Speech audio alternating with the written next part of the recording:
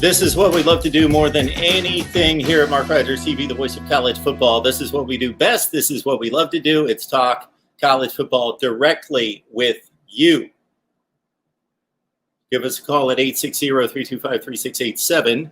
I served up the topic in the title, the biggest winners and losers in 2020, meaning projected wins and losses, and I'll get into that in just a second. Don't know how many we have online. Initially, it typically takes a few minutes for people to file in, but I see a number of comments on the screen. I'm going to get to everybody's comments in the live chat. And of course, we'll post a number at 860-325-3687. We've got about 10 on the line, and hopefully that will grow very soon. 860-325-3687. You produce the show. I did offer up the title, or the topic in the title, which is the teams that will produce the biggest win differential, loss differential from 2019 to 2020, and some thoughts on that I'll provide a little bit later.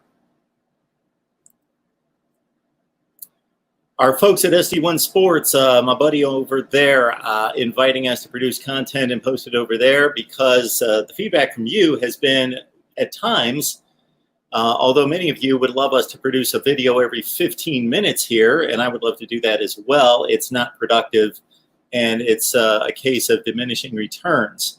So the YouTube model is not to produce too much content. Very few people have that difficulty, but as you've seen here at the Voice of College Football, we, meaning me, I have that issue with producing too much content. Typically, it takes people hours and hours of research, and they've got to get their video just right. We produce content like nobody else here at MarkRogersTV, the voice of college football. So in the past, in producing 4 and 5 and 6 videos posted per day, that's been too much content. So I am doing my very best to limit the content delivery to you.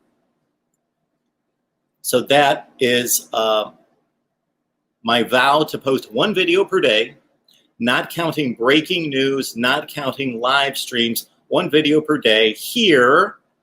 But recently asked by SD1 Sports, our friends over at SD1 Sports, to produce some content for them. So I discussed the J.D. Spielman, former Nebraska wide receiver, transfer to TCU over there.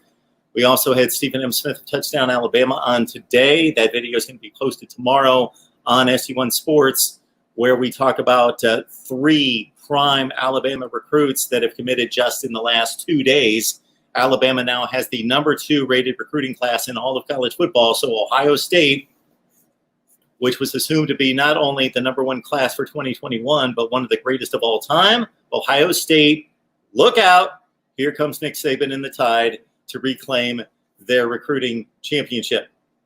#1 ranking there in recruiting. Not that Nick Saban gives a damn about a recruiting ranking, but looks like Alabama may finish with the #1 class again. They are coming hard. Oh, not you, Stexer. We've got something to argue here.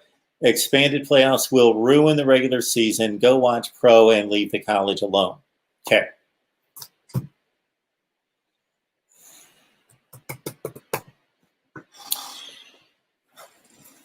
That's a reasonable thought that you have. And it's the thought that many do have, and it's their #1 point against an expanded playoff. It's going to ruin the regular season and make the games not count as heavily. Okay? Actually, if you run through a schedule and you put together a format for an 8-team playoff, it actually increases the importance of the regular season. This is why. So first and foremost, understand that as Not You Stexer points out here, in the pro leagues, a great majority of the teams make the playoffs. It's just a different deal. And I'm not proposing that college football comes close to anything that the NFL or the other pro sports determine for a playoff. With 12 out of 32 in the NFL, that's 30%. 10 out of 30 in baseball, that's 33%. 30%, 30%, 33%, 10 out of 30.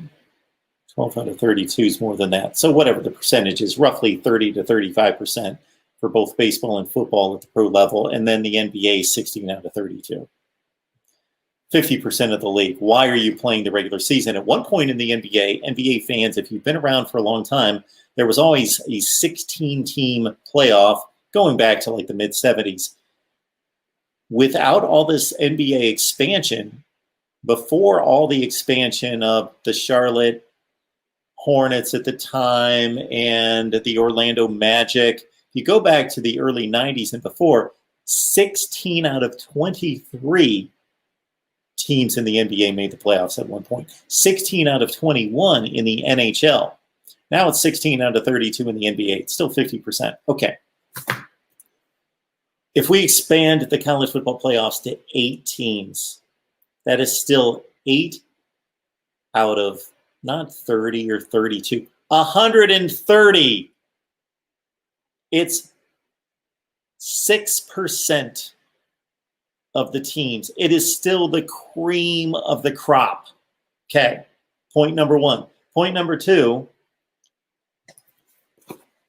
I can't call this anything short of asinine. Who creates a system in which you don't allow every conference to be represented? We have the smallest sample size of games in college football than any other sport. The smallest sample size to be able to evaluate the teams, but we're going to leave teams out that won conferences. There have been teams that have missed out on a BCS or a college football playoff that had nobody outside of their conference prove that they could beat them. That is point number two. I used to love to fall back on the example of my daughter growing up playing park and rec softball, and then later high school softball. What did they play to determine the championship? Whether that be in the little park and rec league in the city or when she made the state playoffs. A tournament. It's called a tournament. Wow, what a novel idea. Let's play a tournament in which we allow teams that have advanced based on earning a right into the field, not a bunch of knuckleheads that sit in a room and determine the fate of college football teams. And all due respect to the people that are, if they asked me to be on the committee, I'd say, sure, I would love the experience. But I would still say this is not the way to select a playoff. Well, it is the way to select a playoff. That's not how you should determine playoffs, by selecting the teams. Kanye West is running for president. I'll run for college football commissioner. If he can run for president, I should be able to be given college football. I've got a great committee right here. Got all sorts of good people here. I've got Cheryl. I've got James Scott, and I've got, oh my goodness, I've got McD, and all sorts of good people. Don't want to leave anybody out. I got Dennis Wilson and Jordan. I've got Kyle. Got all sorts of people that can chime in and support me and help, give me good suggestions on how to run the sport. Oh my. So don't get me started on that, because if you look at late season games in college football, we're actually in a situation late in the season. Take the last 2 weekends of the college football season. How many games really matter? If all you care about is a national championship, and you're one of these people that doesn't care about conference championships anymore, or rivalry games, or the real heart and tradition of college football history, all you care about is the college football playoff, how many games matter? Yeah, maybe 3, 4, 5 at the most, the last 2 weekends of the season. So we've got 130 teams playing, so we've got roughly 65 games the final 2 weekends. Nobody's got bye weeks the last 2 weekends. We've got 65 games. Amongst the Power 5, we've got 75 teams. We've got roughly 37, 38 games being played. 37 or 38 games, and like 3 of them matter. You're saying that if we expanded the field, that there wouldn't be more games that are played the last 2 weekends that are meaningful?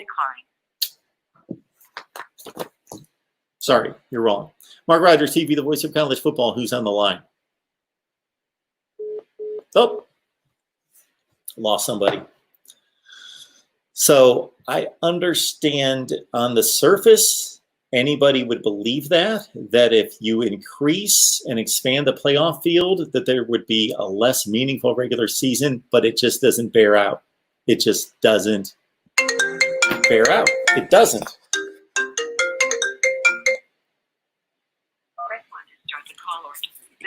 And we would eliminate ridiculous situations like 2014, 2015, 16, 17, 18. The only season that worked out to a certain extent was last season. 1 out of 6 college football playoff seasons.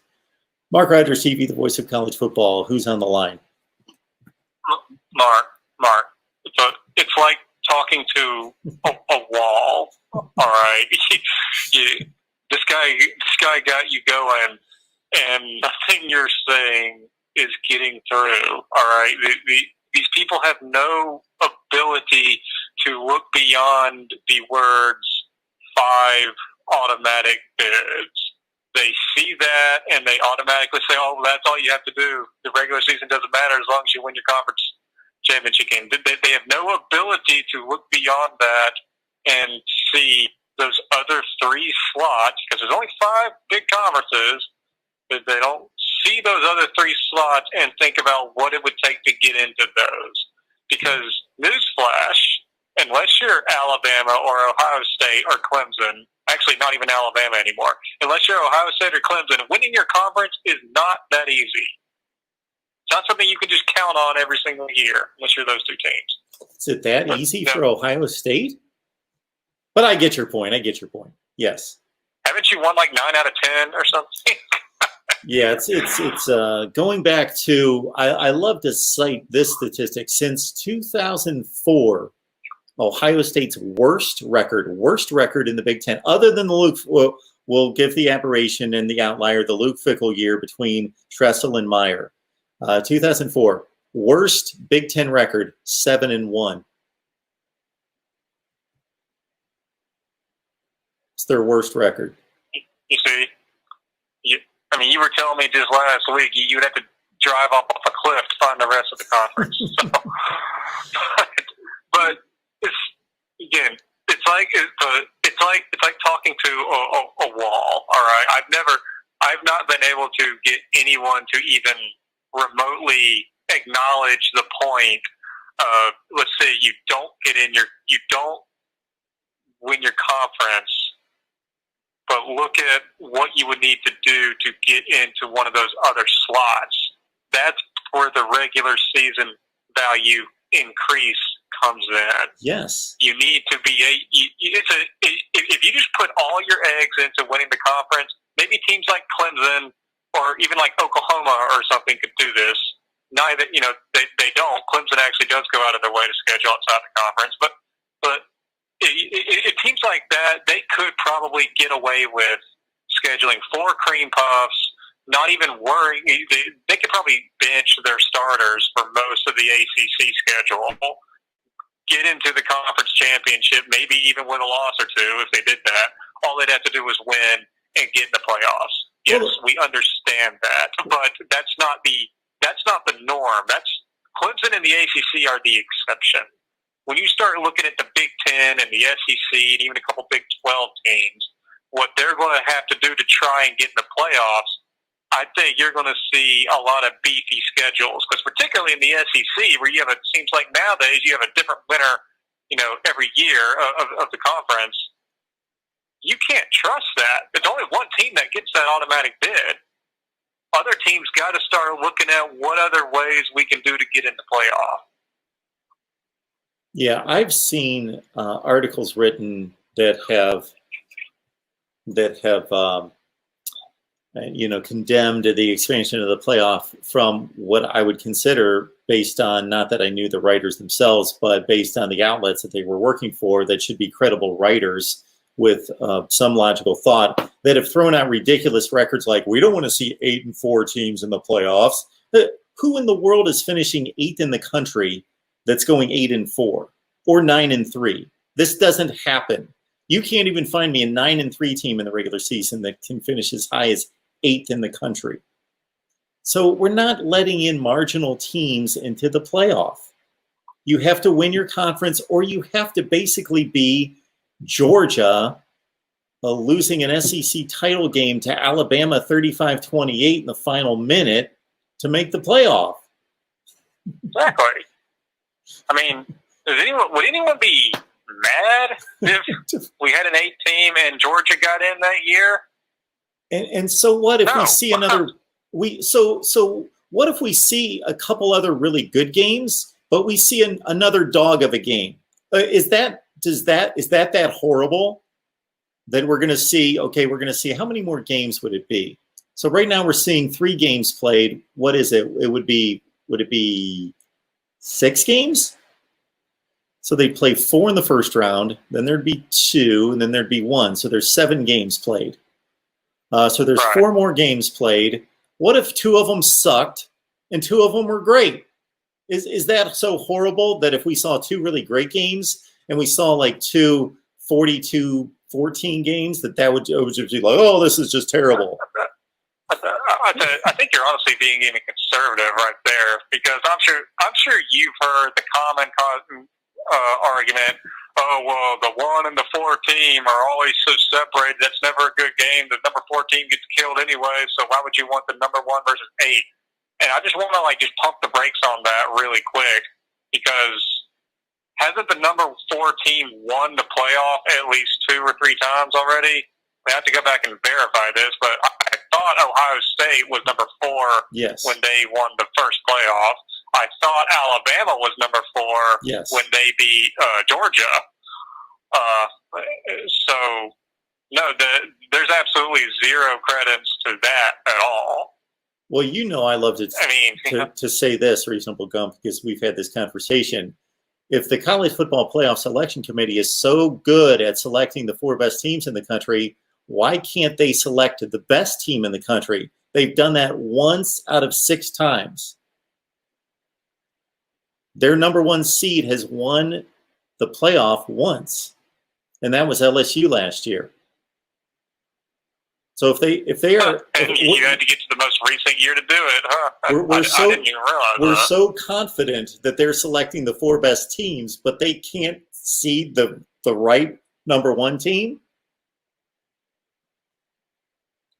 Again, it's beyond me how people hear the words automatic bids and all of a sudden, nope, that's it. I don't want to hear anything else. You've done ruined college football. I swear that's literally it. That's literally what they say. They start talking about automatic bids, and it ruins the regular season. They have no ability whatsoever to finish the conversation.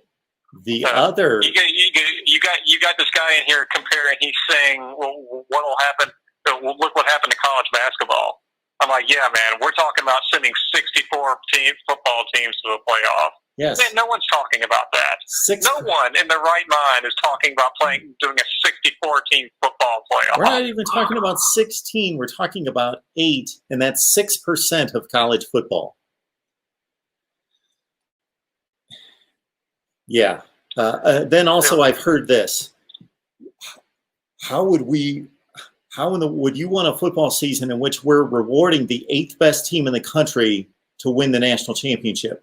That we would have the 8th best team in the regular season go on and win the national championship. And I've stated, okay, they entered the playoff as presumably the 8th best team. But if you take the 8th best team in the country and they go through the number 1 team in the country, then if chalk holds the number 2 team in the country, and then another top 7 team in the country that made it through 2 top, if they can beat 3 of the top 7 teams in the country in 3 consecutive weeks, and 2 of them are the number 1 and 2 teams in the country, that's not earning the national championship.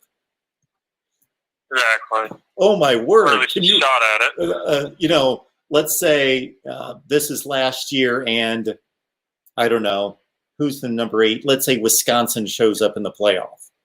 They show up in the playoff, and then they knock off LSU, Alabama, and Ohio State in 3 consecutive weeks. They didn't earn the national championship. I'm going to argue that they earned it more than anybody in the history of the game. Than anyone else, right? Oh my goodness! And you know, wasn't there like a 6 or 7 years ago? Didn't like Georgia Tech win the ACC off of like 6 or 7 games or something like that?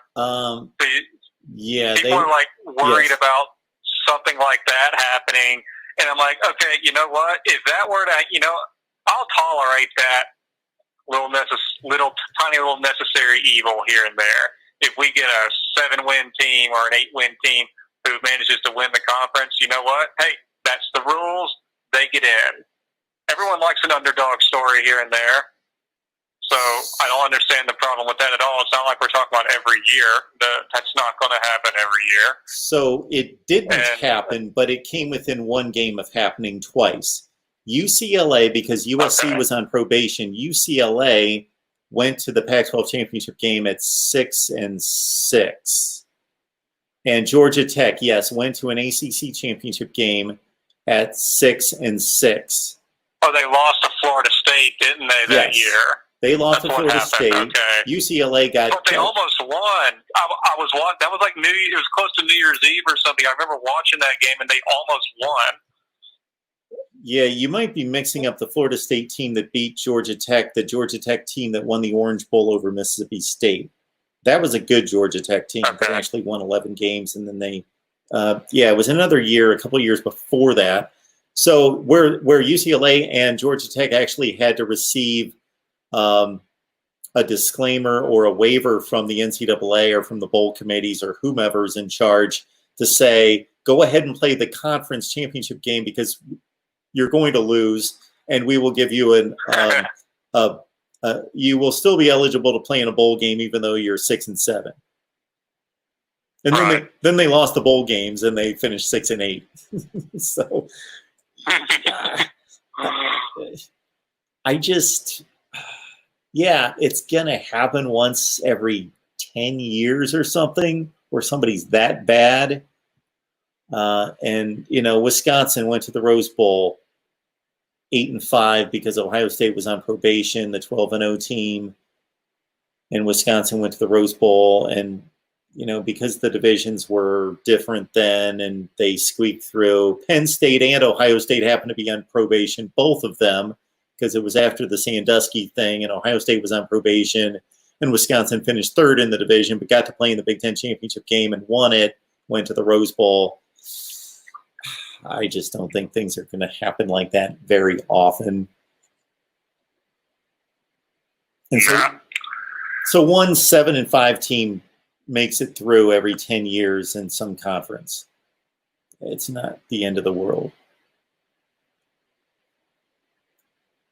No, anyway, I think it'll become academic before too much longer, because I think the expansion is going to happen eventually. That does seem to be where things seem to be moving.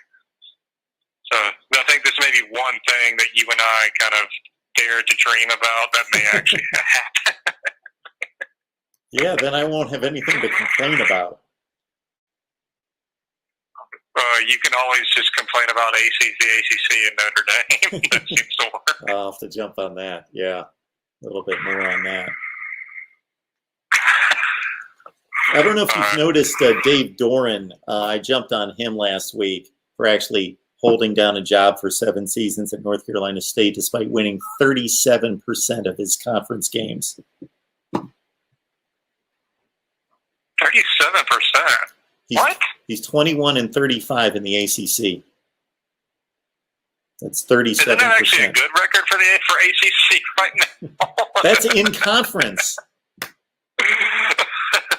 Against that bad conference, he's still against that conference. Okay, yeah, I get it. No, yeah, that's bad.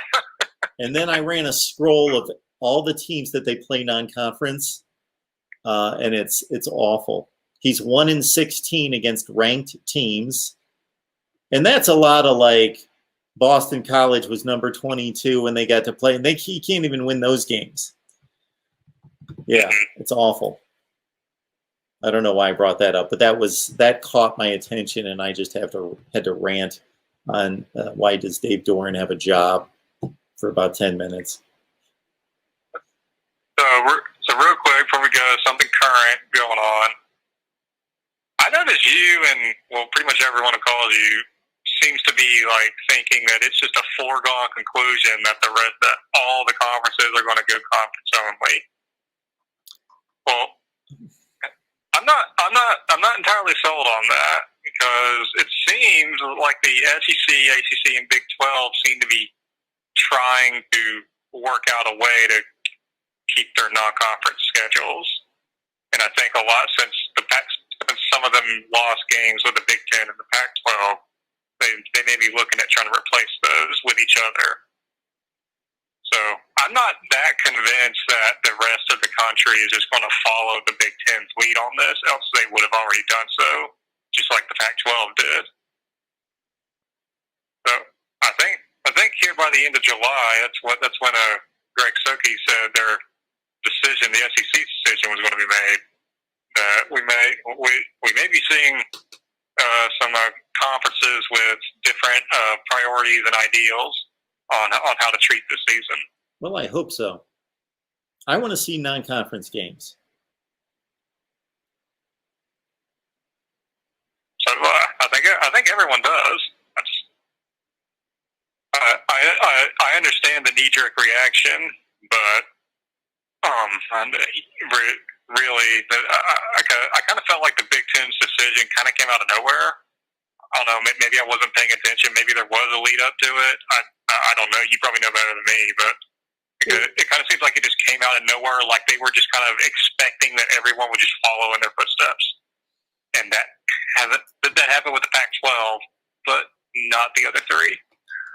I think that the Big Ten saw the numbers and where this seemed to be heading and wanted to be a leader. Yes, that they wanted to get out ahead to say, we're setting the trend. We are making a firm decision on this. We want to save the season, but we also want to show some leadership here and that we're ahead of the trends. And we'll see if it's the right decision. It may not be the right or the wrong decision, just a decision that was made. But like you, I think they could have held back for a little bit longer. And the Big Ten is typically conservative, so they were conservative and wanted to control their season. So that's the decision they made. And they may pay for it come playoff time. I don't know. Yeah, I doubt it. Honestly, depending on how this works out, of how Ohio State runs the table with the conference again, though they're in the playoffs. Anyway, Mark, you have a good night, all right? Good talking to you. Yeah, appreciate it. Thanks so much. Okay, Charleston frat boy, 4 out of 124 make it to the tourney. That's the way it should be. So we should probably correct the phrasing playoff and tournament. It's an invitational. You have to be invited to play. You don't earn it. There's not an objective. So nobody out there can tell me, how do you make the playoff? If we're talking the NFL, Major League Baseball, the NBA, I can clearly tell you how you make the playoffs. There's a structured system, and I can tell you how you can secure a playoff berth. I can't tell you that, and nobody out there can tell me how you make the playoffs in college football. Yes, because of the number of spots, well, you know what? The statement I was about to make isn't even true. If you play in any conference, well, we know that the SEC is protected, and to a lesser degree, the Big Ten's protected because of reputation. But theoretically, not even in those conferences, but certainly in any conference, if Oregon, let's say we're playing a normal college football season with all the games on the schedule, if Oregon goes undefeated, are they going to make the college football playoff? I think everyone would say, absolutely, they're going to make the college football. Of course, Oregon's going to make the college football playoff if they go undefeated. Really? What if Oklahoma goes undefeated? Ohio State goes undefeated? Clemson goes undefeated? Alabama goes undefeated. They all go undefeated. They're all 13-0. You know what? Somebody's not going to make the playoff. Now, is that likely to happen? Of course not. But can it happen? Yes, we just saw 3 undefeated teams last year that played difficult schedules. 2 of them played difficult schedules. 1 in particular played an extremely difficult schedule, and 1 of them played a legitimate schedule, and then 1 of them played a crappy schedule. Not their fault, meaning Clemson, but they played in an easy conference, but they loaded up with Texas A&M and South Carolina out of conference and tried to play a decent schedule. But we still had 3 undefeated teams. So as college football becomes more about the elites separating themselves, I don't think it's going to happen, but don't be surprised if we would have 5 undefeated teams. So you can't even tell me what you need to do to make the playoffs. If the answer is go undefeated, not necessarily. Not if everybody else goes undefeated. You're not guaranteed a playoff spot. You have no control over it. None. Yes, you can put yourself in a better position, but you have to be selected. It's an invitational. It's not a playoff. Every playoff system that I know of has a system that you can read. Boom. Win your division. Okay. Wild card. Teams with the best record. And if there are ties for the wild card spots, A, head-to-head. B, best conference record. C, best versus common opponents. On down the line. You can go through the 10 points on the NFL playoff criteria all the way down to point differential. Flip of a coin. It's never come to that, of course. It's come to point differential for division championships in the NFL. That is very rare. The one case that I can think of is the 1980 NFC East was decided by point differential between the Dallas Cowboys and the Philadelphia Eagles. The Cowboys had to beat the Eagles by 25 points the last game of the season, and they only beat them by 8. But at least it's a system, which we know what has to happen. You can go undefeated in college football as a Power 5 team and miss the playoff because it's an invitational. You have to be invited. MarkRogersTV, the voice of college football. Who's on the line? I agree 100%. It's George, Mark. I agree with there he everything is. you say. There he is. There had to be something that finally got my blood worked up a little bit. And that was it. People saying that this playoff system is just tremendous. Mark, if I was in charge of things, it would never be more than 4 teams because it can't go past one more game. There will be 2 more games. You get it. If you go past that, it's insane. Why is it insane? It's insane now. Because if you add a team, we have to play another week after that. Like, why don't we just get all the players on field, shoot them in the head, and kill them?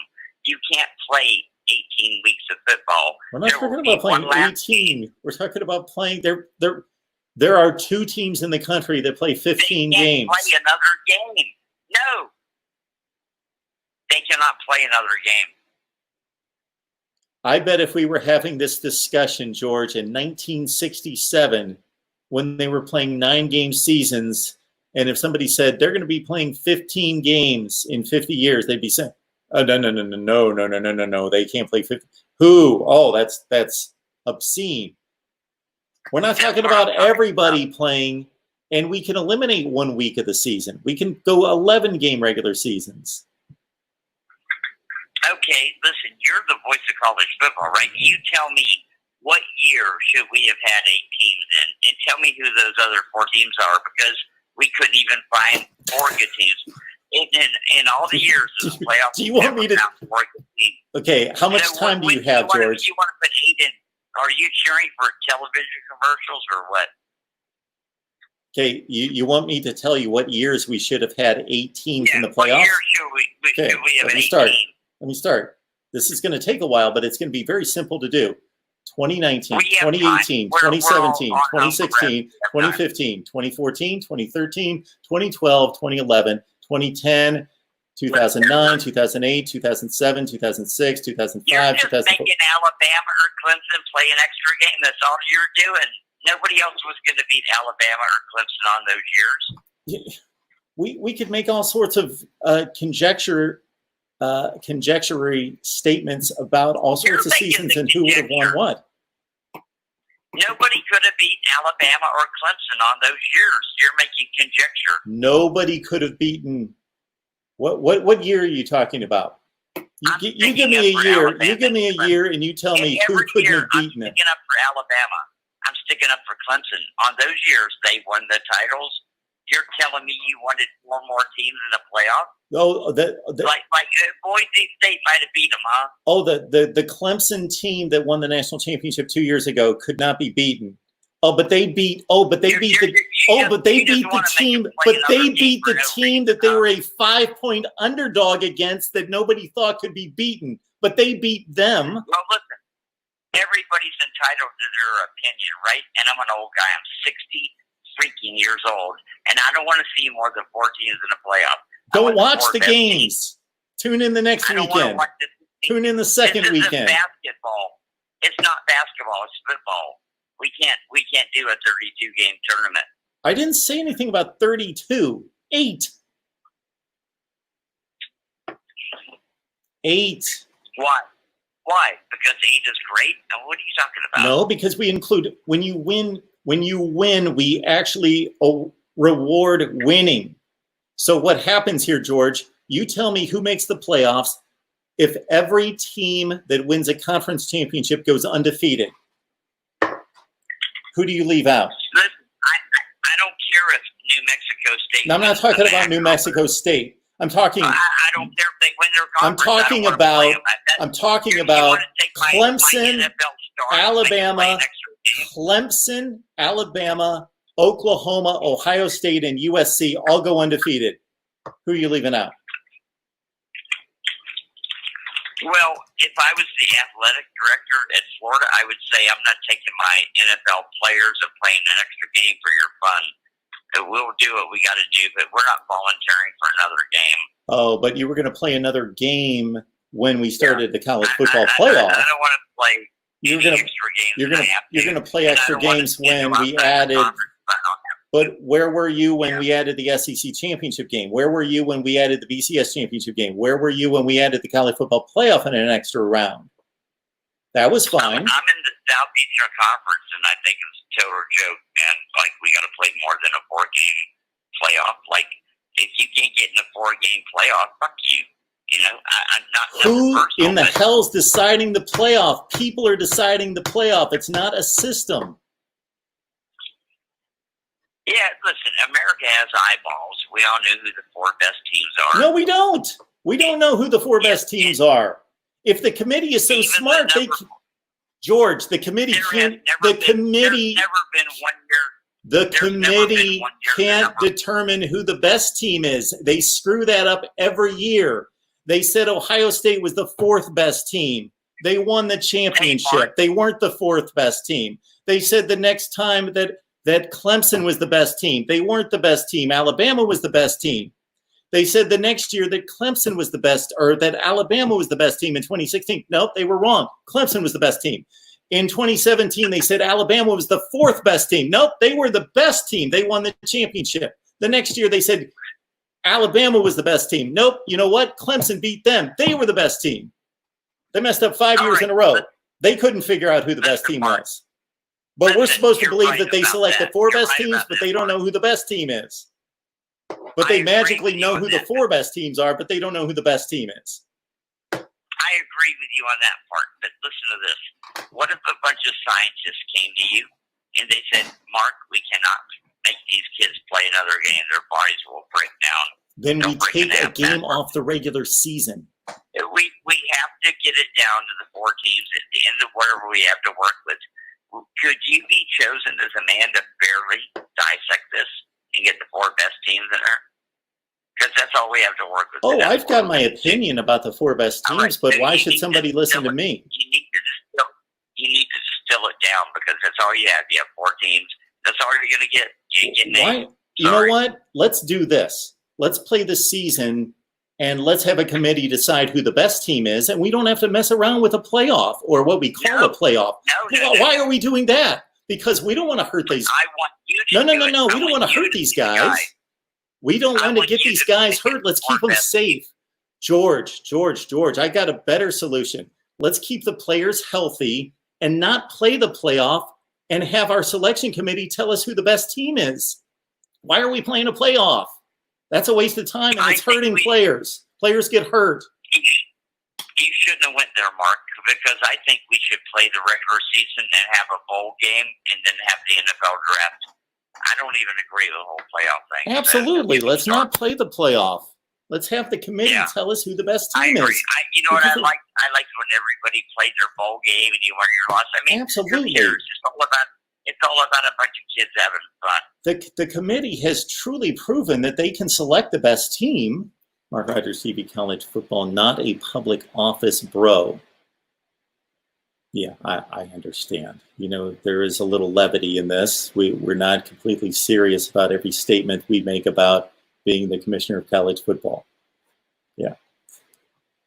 Would I take the job? Absolutely, I would take the job. I wouldn't have to think about it.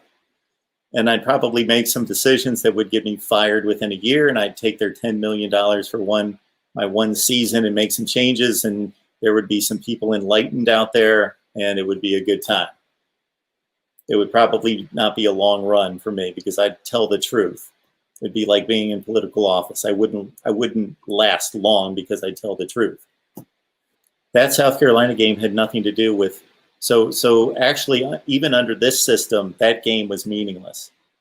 You understand that South Carolina win over Georgia was meaningless? Because Georgia was still in the SEC championship game playing for a playoff spot. The game turned out to be meaningless. That game was meaningless. So Eddie the King, I'm right there with you. I don't know why we need to reduce it by 2 games. We can reduce it by 1 game, and that spares the teams that make the championship game. And actually, again, we're only talking about 8 teams out of 130. So if anything, George, we'll speak specifically to you and your care for the players' health. Under my system, they're playing less games. Reduce the regular season by 1 game. 94% of the country, 94% of the players will be playing 1 less game. 6% of the players will be playing 1 more game. Or if you eliminate the game, they'll be playing the same number of games. So I've eliminated games, George. If you're concerned about the health of the players, my system eliminates games. We can do it that way. Fine, they play 11 games. I grew up watching college football with teams that played 11-game seasons. Fine. Playing the games against the Citadel and against Charleston Southern and so forth, we can throw those games out. The regular season is the playoffs. Florida State undefeated. Let me give you a scenario, Charleston frat boy. Florida State goes undefeated. Okay, they make the playoff, right? Okay, good. Oregon, Alabama, Ohio State, TCU, and Baylor all lose 1 game. Who gets those 3 spots out of those 5 teams? And why? Got a scenario for that? Okay, I don't think so. And we can go to 2015, and we can go to 2016, we can go to 2017. I can give you every year and give you a scenario in which there was a team left out of the playoff that had just as good a resume as a team that was in the playoff. Or, I'm sorry, why in the world do I call this a playoff? It's not a playoff. The Invitational. With playoffs, you have objective criteria in which we all can read what the criteria to reach the playoff is, and we know what it takes to reach the playoff, to make the playoff. We don't have that. If somebody can write or call in and let me know what the criteria of making the playoffs is, I'm happy to listen to it. Because it's changed every year.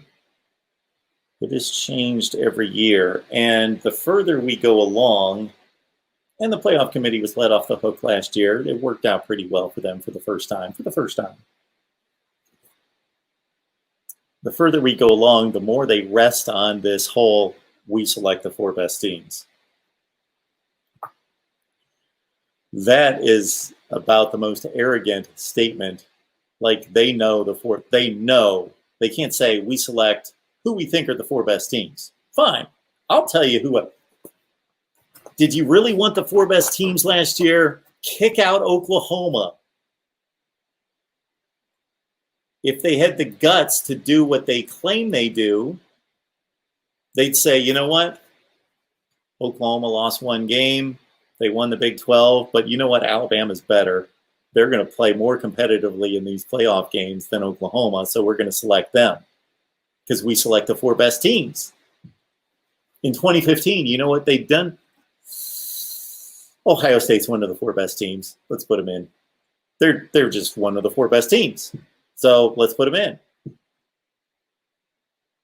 That's what they're starting to lean. But it's not, it's like, well, within our, so it looks right, we'll select the 4 best teams and we'll tell you they're the 4 best teams, but they're all over the place. They're all over the place with this criteria. These conference championships, the first year meant everything, and then they slowly, then it got to that Ohio State, Penn State year, and then then the Alabama year in 2017. This conference championship's just kind of a bonus thing now.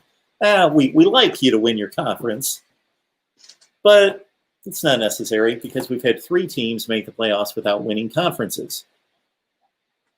Because they were the 4 best teams. Notre Dame was clearly one of the 4 best teams in 2018, weren't they? They were one of the 4 best teams. Were they? Was Oklahoma one of the 4 best teams last year? Is Alabama losing? Oh, yeah, Alabama. They did play LSU, didn't they? Those 2 teams get together once in a while. Oh, is Alabama? Were they losing to LSU 49-14 at halftime? Were they losing by 5 touchdowns at halftime? 4 touchdowns at half? No, 5 touchdowns. 5 touchdowns at halftime to LSU. It's a great system. It's a great system. Great job. Oh, I said it after the championship games were played when people said, did they get it right? The 4 best teams? I said, well, they're the 4 teams that they had to select. Because Oregon lost 2 games. Even though there's no connection between Oregon in the Pac-12 and Oklahoma in the Big 12, just Oklahoma lost 1 game. And Oregon lost 2 games. So that's the automatic deciding factor. And I get it. But somehow that breaks down in the SEC and then sometimes in the Big 10. They can get away with. And I said ad nauseum, championship weekend, after the teams were selected, and we already knew who they were going to be, unless there was a monumental upset, Baylor beat Oklahoma, for example, if that would have happened. I said, those aren't the 4 best teams. Alabama's one of the 4 best teams. So if I was running the show and they said, what 4 teams earned the playoff spots? Okay, those are the 4. The 3 undefeated teams and the one-loss conference champion, Oklahoma. But who are the 4 best teams?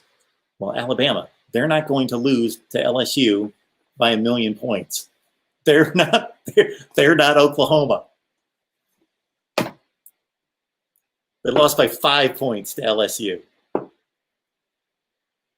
And believe me, Nick Saban, playoff game, that would have been great to see that one again. But yeah, Notre Dame, they were certainly one of the 4 best teams the year before, right? Of course, because they went undefeated. They didn't play in a conference, didn't have to play in a conference championship game against a good team. And who was the best team that Notre Dame beat in 2018?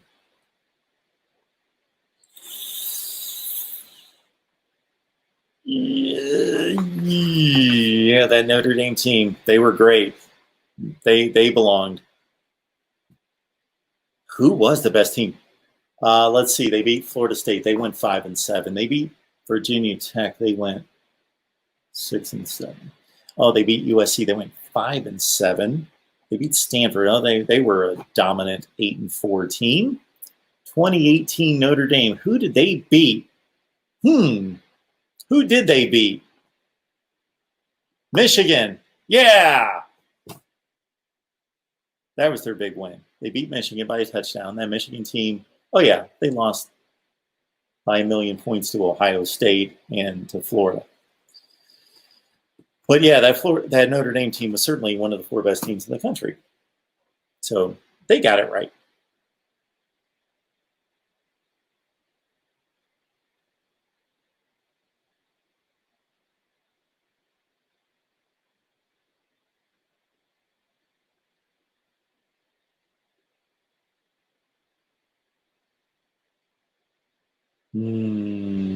Sounds like I need to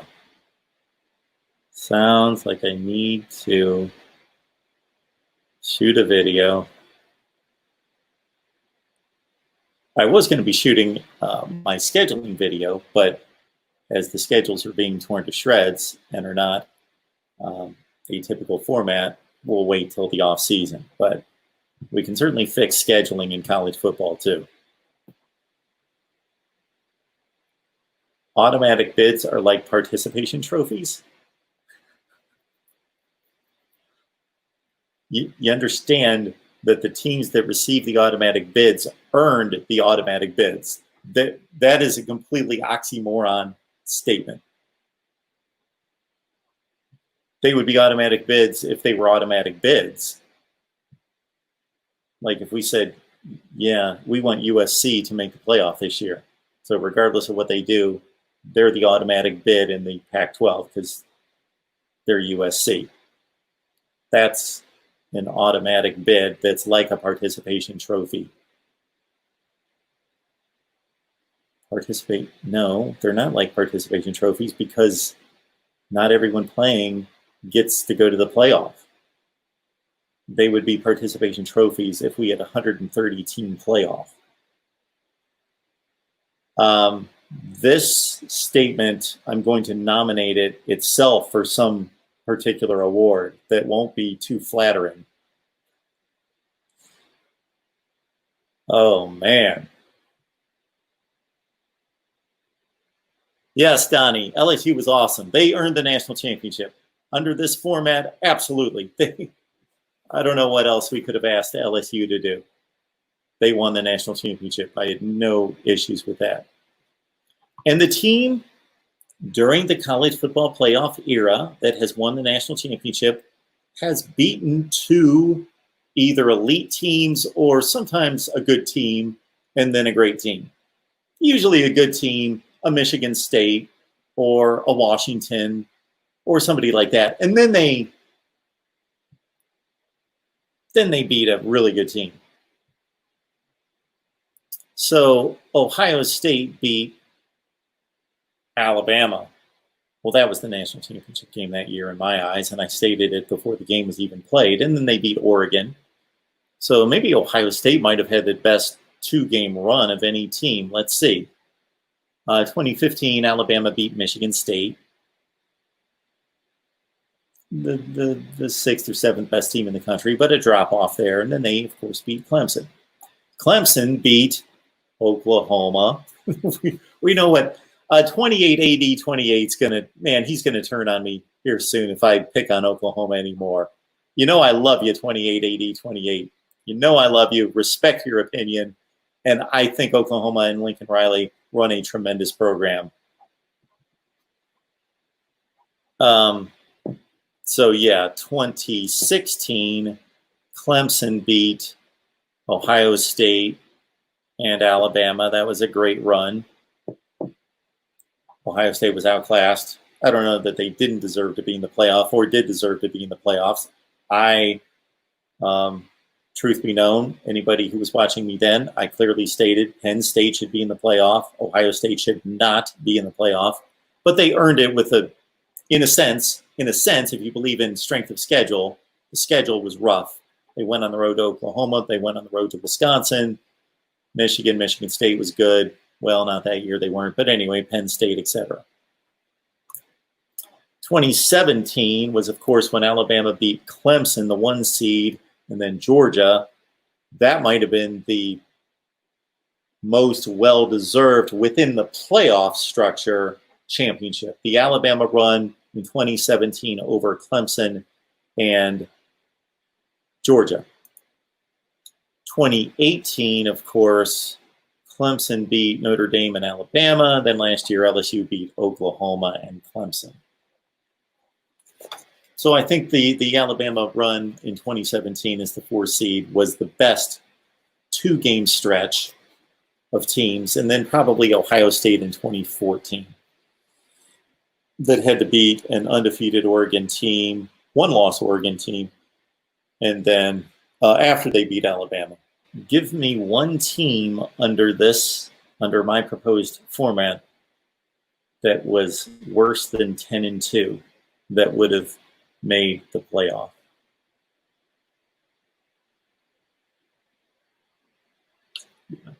Nobody. Nobody. 10-2 is our worst team in 6 years that would make the playoff. 10-2, that's mediocre, of course. We've become this disjointed in our reasoning here, where we're now calling 10-2 mediocrity. Right.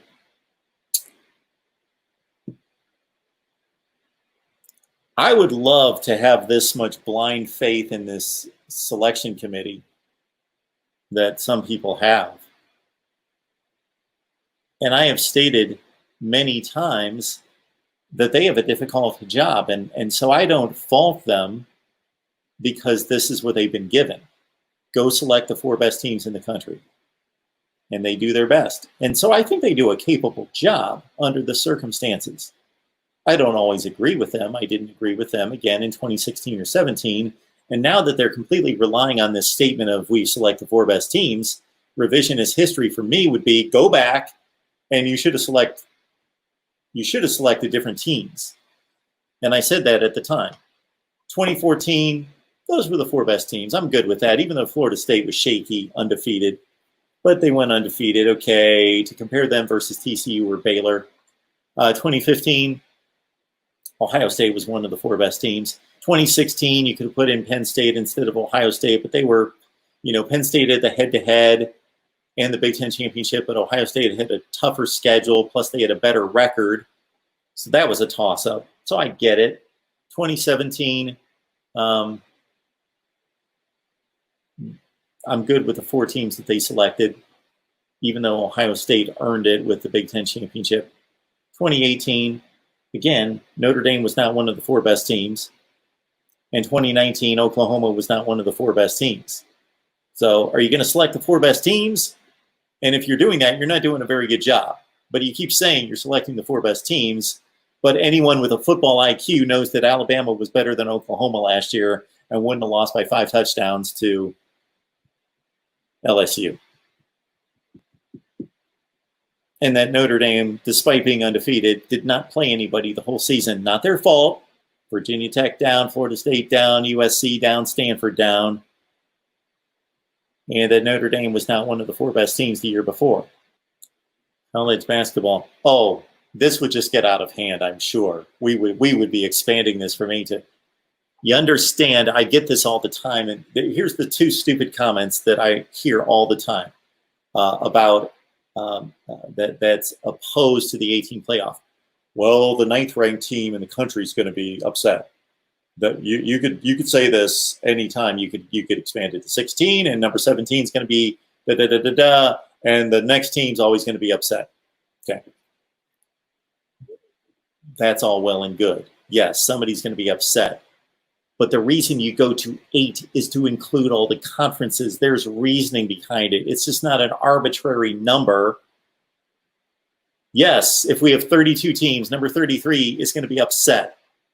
I get the logic, but there's a reason to get to 8. It's to include 5 conferences. The math automatically doesn't work, and it's never worked. And so when it was unveiled in 2013 or whenever, my first reaction was, this is idiotic. I thought this was going to be a playoff. It's not a playoff. It's a selection. It's an invitational. So that's first and foremost. And so we can stop at 8. If there's going to be 16, fine, 16. Yeah, I really think in the way that football is organized and structured, yeah, I could see this exploding to 64 within 3 or 4 years easily. Yeah, this is a huge concern that we should all have, that this is going to just blow out. It's taken 100 years for us to get to 4 teams, but it's going to blow up to 64 like overnight. I think people want that. Absolutely. Yeah, I love when people tell me what to do with my channel. You start your YouTube channel and we'll think about watching you. Start your YouTube channel and you can talk about college football. Oh, because there are things that I would like to do to improve the game. I don't like it.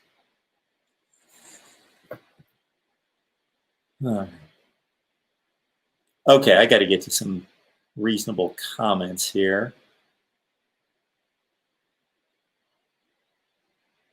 I never said that they were better.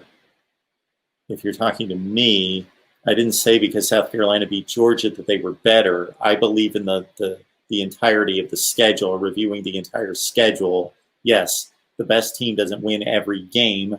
The point I was making is that game was inconsequential to the season. Georgia missing the playoffs had nothing to do with them losing to South Carolina. They were still playing in the SEC championship game for an opportunity to go to the playoff. Yeah, I'm going to want 9 teams in the playoff. Absolutely. You have predicted me to a T. You have anticipated my next move. That was going to be my next video about the 9-team playoff. I would love to see that playoff. The 9 teams works out perfectly.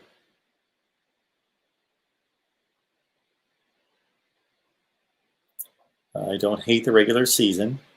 It can be improved. When you only have 4 teams make it, you don't have many games that mean much of anything late. Charleston, thank you. What else do we have here? Yes, we talk college football here. We try to keep it to college football, Vin. Do our best. Guess Eddie the King wanted to call. I'm way behind on this chat, by the way. I'm trying to catch up. So hang with me. Yeah, my suggestions for college football would certainly destroy the sport. It would just be completely shattered, in ruins. I want to schedule fairly and equitably, that there would be a fair representation of games in which we could actually look at the schedule and feel confident that teams played light schedules, and that USC is not often having to play Alabama and Notre Dame non-conference, and Baylor's playing Texas San Antonio and UTEP and Lamar. And then on top of that, we're going to actually have a playoff and not an invitational. MarkRogersTV, the voice of college football. Who's on the line? Hello? Hello? Yeah. Who's on the line? Hello? Yeah. Can you hear me? Hello, can you hear me? Oh, we got some problems here. Hey, what's up, Mark? This is Eddie the King. Eddie, what's going on, man? I'm doing great, man. I'm doing great. So, about the 18 playoffs, let's take a look at last year's top 18, who they were. Imagine how fun the playoff would have been if we included LSU all the way to Wisconsin. Yeah. What do you think? What are we looking at here? Let me pull them up. Trying to remember who would we have here besides the 4 that we had. I'm guessing we'd have LSU, Georgia, Wisconsin. Yeah. Who else? Oregon. Clemson. Well, yeah, the 4. I'm talking about in addition to the 4 teams that made it: Wisconsin, Oregon, Georgia, and Baylor. Baylor, yeah, 11-2. Okay, lost the Big 12 championship game. Okay, we'll go with that. Okay. You know, I think that would have been like a fun bunch, but the point is, you know, some are freaking out that the regular season wouldn't matter. Like, yes, it does. You're not going to put a team in the playoffs. Let's say a team goes 8-4 in the regular season, goes to the conference championship, manages to win the conference. That team is not making the playoffs. Do you agree or disagree? Oh, I've got all the teams in the playoffs that win the championship games. Yeah, there's got to be something about winning a conference championship. Absolutely. I don't care what your record is. Conference championship. I don't care what your record is. You win a conference championship, you go to the playoff. Oh, okay. Well, I mean, I disagree a bit. Okay, that's fine. You know, you do. I get it. You do include the strength of schedule, and you do consider conference championship.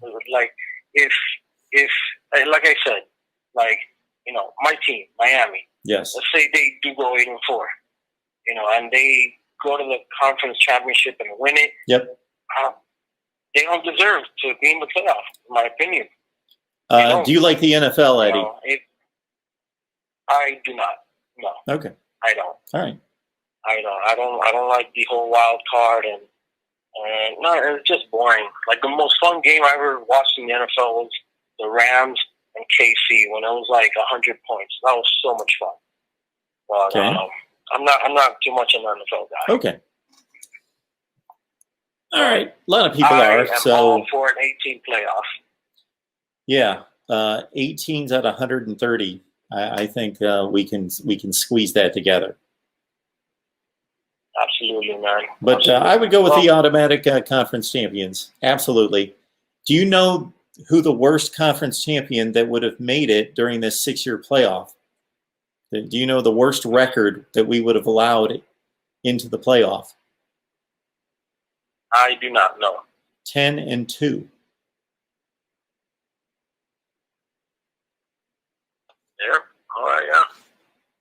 Yeah. And it's not like, you know, it's not like that. Like an 8-4 team I'm sorry. in the conference will ever happen. It just doesn't happen. I'm sorry. 11-2. I'll just 11-2 actually with the conference championship game win. 11-2 is the worst record under my system that would have made the playoffs.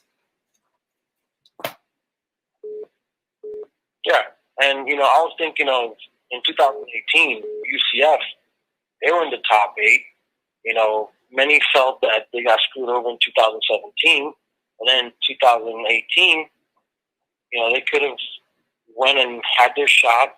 Got destroyed by Alabama, and then, you know, we could not listen to them claiming a fake national championship to this day. Yep. So you would just, how do you select these 8 teams that make the playoff? A combination of strength of schedule and you know, putting value on the conference championship game. Again, but who's selecting? But you got to tell me, how is this determined? Not just you got to have either a formula, rules, or a committee. Like you're giving me criteria, but there has to be a formula or a committee. Just if you like this committee approach, they can continue to select. That's a good one, Mark. I still haven't figured that out yet, but we don't need any committees. We don't need any committees in professional sports because they've actually got rules that say, you know, nobody has to figure out, or we don't have to watch a selection show to find out who made the NFL playoffs. There are actually rules that determine who makes the playoffs. Not a bunch of people go in a back room and decide. No, that's true. That's true. You know, I was looking back at 2014, it would have been interesting. I always saw, even though FSU went undefeated, I mean, you saw they were just, you know, it was close games after close games to mediocre teams. thought it would have been more interesting if the fourth spot would have gone to TCU. But that's the flawed committee approach, I guess. But at the end of the day, I'm all for 8 teams. You know, the 4-team system, it's a little boring. 8 teams for me would be a lot more fun. Yeah, and I just think I'm not looking necessarily for the same reasons you. I'm trying to represent all the conferences. All right, cool. Because a lot of the time, a lot of the time, the conference that gets left out is actually a team that's lost to only teams within their conference. So what has that proven? The more the balance the conference, the more opportunity it has to knock itself out of the playoff. How fair is that? I see your point. No, true. Well, anyways, it's hey man, this is my first time calling. I've been a long time viewer, and my first call. Yeah, I appreciate it. Keep doing your thing. I love the show. Go Canes. Thanks, Eddie the Cane. Appreciate it, man. You take care. Have a good night. Press 1 to start the call or 2 to decline. All right, we'll get there. Mark Rogers TV, the voice of college football. Yeah, who's on the line? Are we live? Hey, what's going on, man? Hey, Mark. Is somebody Oh, it's my really man, George. seriously Okay. Yeah. What you Yeah, got? I'm sorry. It's George in Portland. Hey, Mark. Yes, sir. Since we mentioned Portland, Oregon, I live here, right? I'm like 4 miles away from where they say all that shit's happening. Oh, my word. Yes. Listen to me. I'm not going to lie to you. I know I only have 1 second on the air. Nothing is happening in Portland. It's all just on TV. Every single person in Portland moves around and does what they want. No one ever sees this. They're just telling everybody at 4 o'clock in the morning this happens. And they got Steven Spielberg down there and all those guys setting up movie scripts. It's not true. None of it's true. I live here. If there was a problem, I would let you know, Mark. You can tell, by the tone of my voice, I'm not lying.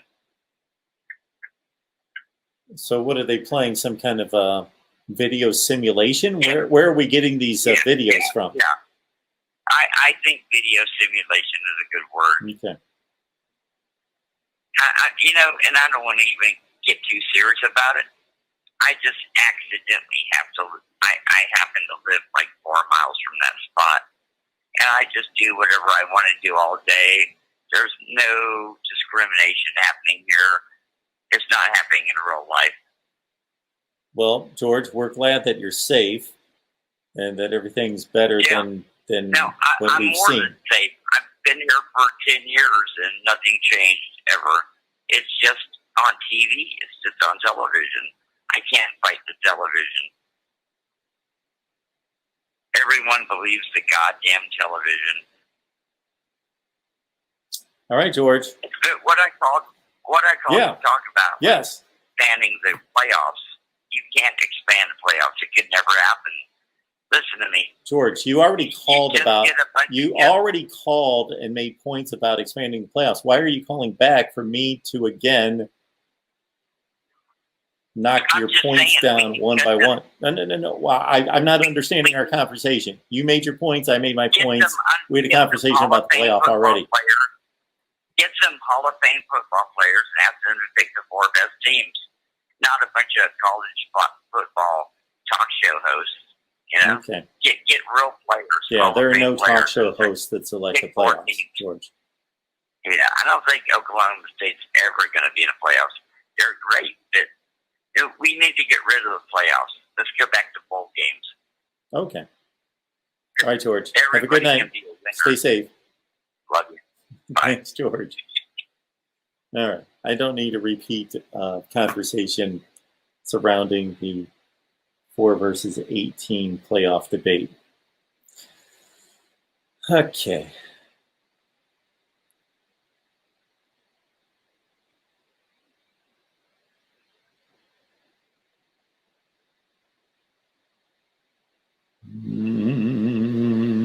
Where are we?